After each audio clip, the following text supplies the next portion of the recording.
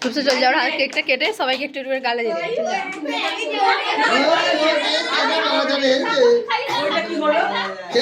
cake কাটছে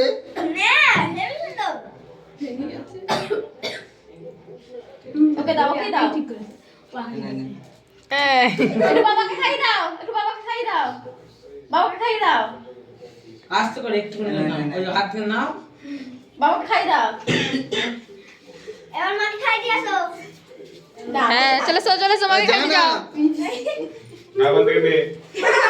এই তো নিজে এটা তো খাওয়া এরা খা দাও না